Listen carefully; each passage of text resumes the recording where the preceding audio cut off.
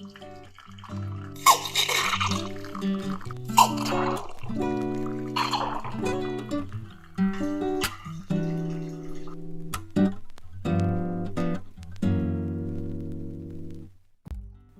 again and welcome back to another video. Today I'm reviewing the SteepShot as well as giving you a recipe for lightly roasted coffee. Let's start with the recipe. We are going to use 14 grams of medium coarsely ground coffee, around 27 clicks on the commandant. Dump the coffee in the SteepShot and prep the top part like this. I'm going to use an AeroPress filled paper filter and you don't need to wash it.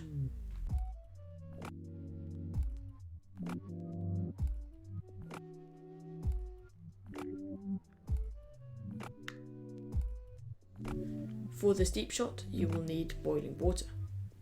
The water has to go into the SteepShot as fast as possible so we don't lose steam and therefore pressure. Therefore, a normal kettle is optimal. Pour in the water and quickly screw on the cap nice and tightly. Give the SteepShot a little swirl and turn it upside down to steep for 1 minute and 15 seconds. So the general and kind of official recipe is using a much finer ground and steeping for a shorter amount of time, usually 30 to 40 seconds.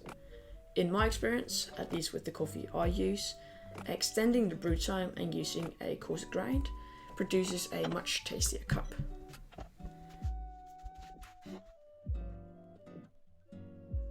We are now at 1:15. Hold the SteepShot over a cup and pull the lever to release. Enjoy watching the coffee spurt out. After a bit of time standing,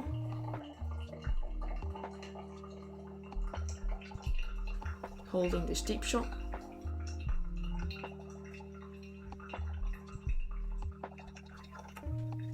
you can turn the lever back again, put the SteepShot to the side and enjoy your coffee.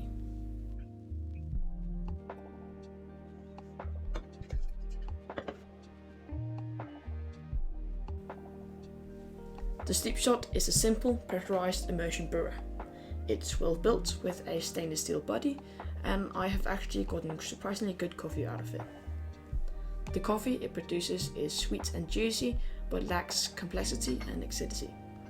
It also has a slight thermos metal aftertaste which is not very nice. You will also need a bit of experimenting before getting your recipe right, so please don't throw it away after the first attempt. The SteepShot is very easy to use and doesn't require a scale or gooseneck kettle, making it better for the beginner. It's available on Tim Wendelboe's website for €73 or $86, which is quite expensive. I have linked it down below. Compared to the AeroPress, it falters. It's bigger, heavier, pricier, has less recipe options, is harder to clean, and you can still only brew 1 cup. It is nice though that you can close it off and clean it later.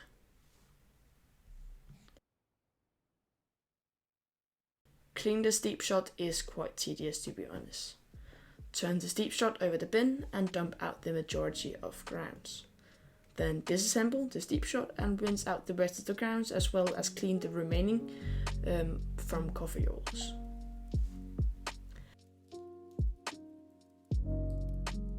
The SteepShot has quite many parts and the plastic isn't of very high quality, so there's a chance you may either lose or break one of them, making the brewer unusable. You have very few variables to work with as opposed to other brew methods. This could also be seen as a plus for some. Cleaning is rather hard and not really fun. The silicone ring on the top of the brewer isn't of very good quality, so there's a chance the brewer may leak. Please check that it's probably on before using. I also think they have fixed this in the newer versions.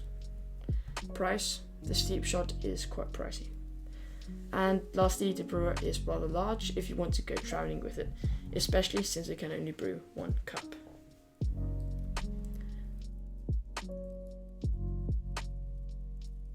Then I thought, wait, I could make cold brew with this. No you cannot. This was a little stupid of me, but you can't get coffee out of the SteepShot without using the pressure from boiling water. Instead, I decided to dump into my AeroPress and press it through that. It did taste quite good. If you're interested in my cold brew recipe, there's a link in the right hand corner.